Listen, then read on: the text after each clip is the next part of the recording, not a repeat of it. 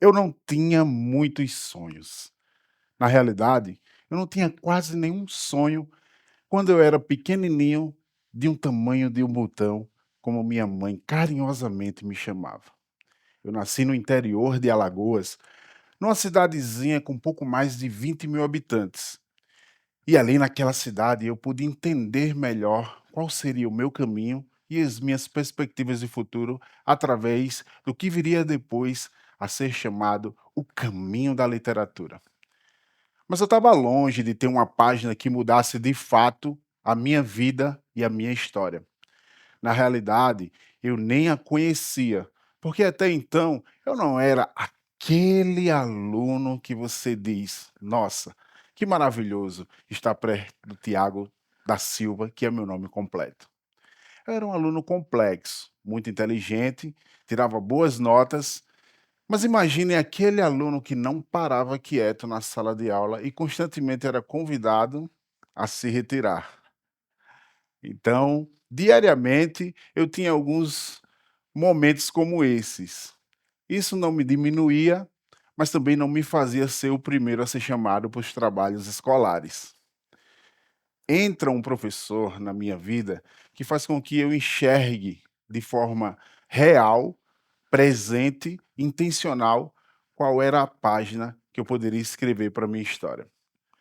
Eu achava a biblioteca um lugar meio parado, estranho, solitário. Ninguém que saía da biblioteca saía feliz, sorrindo. Ninguém saía abrindo os livros e gritando como eu gostava que a escola fizesse comigo. Todo mundo saía meio cansado. E aí eu entendi que algo muito silencioso e muito atemporal acontecia ali naquele espaço. Foi aí que eu fui convidado a ser monitor da biblioteca da minha instituição. Ora, aos 12 anos de idade eu não tinha lido nenhum livro sequer. Eu gostava mesmo era de calcular. Para mim o cálculo era a essência da existência da minha razão de existir naquele momento. Mas o livro em si, ele me trouxe um encontro que eu levo até hoje. Eu tinha que ler um livro por mês, prestar ali um relatório para o professor e dizer para ele qual livro, qual obra tinha sido transformadora naquele momento. A primeira obra, na verdade, eu queria ler um gibi, porque eu era muito visual e eu queria poucas palavras e muita imagem. Foi aí que eu encontrei uma versão adaptada de uma obra do Victor Hugo, uma obra adaptada pelo Valci Carrasco chamada Os Miseráveis. Eu olhei aquele livro, me identifiquei com o título, porque era o que eu via diariamente na minha cidade. Você é um miserável. De forma que, ao pegar o livro, eu pude entender, na verdade, que eu estava ali imerso numa das obras mais clássicas da humanidade. Então, essa página começou a fazer todo sentido na minha trajetória e começou a fazer com que eu pudesse vislumbrar novos horizontes. O tempo passa e eu começo a estudar sobre virtudes.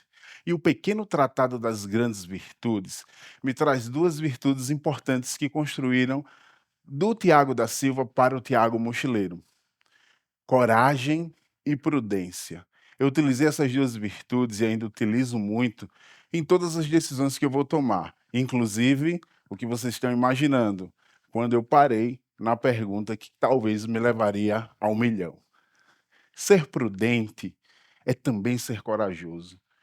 É você saber que aquele momento não depende somente de você, mas que a decisão que você tem para tomar vai impactar uma cadeia de pessoas envolvidas que dependem diretamente do seu projeto, do seu trabalho.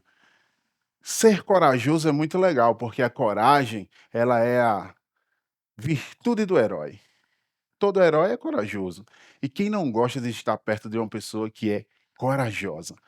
Então eu comecei a perceber que, ao ler esses livros, eu poderia interagir mais com o ambiente e construir a minha forma de pensar e de mudar, talvez, a minha perspectiva de futuro e minha perspectiva de vida. O meu sonho, quando não tinha, era apenas viver. A partir do livro, eu comecei a querer mudar e transformar, impactar a vida de outros jovens e de outras crianças através da educação. E aí eu paro num livro chamado A Ilha Desconhecida de José Saramago. Esse livro me trouxe também muitos conhecimentos, porque até então eu não tinha saído da minha cidade. Eu achava que era impossível para uma criança como eu, que cresce numa dificuldade, que cresce sem essa perspectiva de ter todo um ambiente que corrobora para o seu crescimento. Mas a escola, ela entra e faz um papel fundamental. Ela me dá as ferramentas importantes para que eu possa, outrora, vocabular, melhorar meu diálogo, melhorar minha conexão com as pessoas, melhorar minha adaptação ao ambiente, melhorar cada vez mais e poder transformar, de fato, o meu sonho em realidade. E aí eu paro em Macabea, de Hora da Estrela. Eu me achava uma criança invisível, na verdade. Eu queria ser visível. E quando você se sente invisível, obviamente parece que o mundo não te enxerga, mas para além disso, a sociedade precisava enxergar o Tiago da Silva, que era apenas uma pequena porção de milhões de crianças que estão na mesma situação que eu. Então, a Hora da Estrela fez com que eu pudesse, de fato, ter voz, colocar o meu discurso à prova e dizer para as pessoas: olha, eu existo, eu estou aqui. Você finge que não me vê, mas eu estou aqui. Então o livro traz essa dinâmica de mudar perspectivas. E eu comecei a caminhar e nunca mais parei. O Mochileiro pela Educação é um negócio de impacto social que usa o livro para transformar a vida das pessoas em comunidades indígenas, escolas rurais, escolas quilombolas, viajando o Brasil, levando as caixas literárias e as oficinas literárias para conseguir desenvolver habilidades empreendedoras e trabalhando diariamente com obras que outrora pareciam obras distantes do universo das pessoas que eu procuro atender. O Pequeno Príncipe, Alice no País das Maravilhas, o Diário de Anne Frank, O Caçador de Pipas, O Sol é para Todos. E essas obras fizeram parte da minha adolescência, depois dos 12 anos, mas fez com que o professor enxergasse e me perguntasse: "Olha, por que que você quer ler Liev Tolstói? Por que que você quer ler Dostoiévski? Onde que você está vendo isso?" Eu disse: "Na orelha da página da indicação do livro do autor", porque a leitura, o livro, a literatura me fez um curioso, e da curiosidade me fez fazedor, e do fazedor me fez agir. Então, o sonho que nasce da página que era em branco começa a se transformar em realidade quando eu adentro para um Brasil profundo. Eu queria ser itinerante. As pessoas diziam: "É louco, vai viajar ao Brasil sem ganhar nada? Como? Vai viver de quê?" E aos poucos, a história e a jornada foi se solidificando através de apoios que fizeram com que a gente pudesse ter ferramentas, sim, aplicáveis para chegar nesses lugares. Então, o Nordeste já ficou pequeno, o Brasil daqui a pouco também. O nosso próximo desafio é, sim, multiplicar cada vez mais mochileiros para que a gente possa continuar escrevendo novas páginas da história dessas crianças que aguardam ansiosamente apenas por um livro, mas para além do livro, a sua atenção. Eles querem ser ouvidos, escutados, se sentirem representados e terem ali um exemplo que possam conectar com a sua realidade de vida sem desrespeitar o seu território, a sua jornada, a sua trajetória, corroborando em si com aquela frase que a gente tanto conhece: "Eu não sei para onde vou, mas eu sei exatamente de onde eu vim". Então, se você quer saber para onde vai, comece pelo porquê. Tenha um propósito, um motivo real que te faz acordar todos os dias e ser feliz.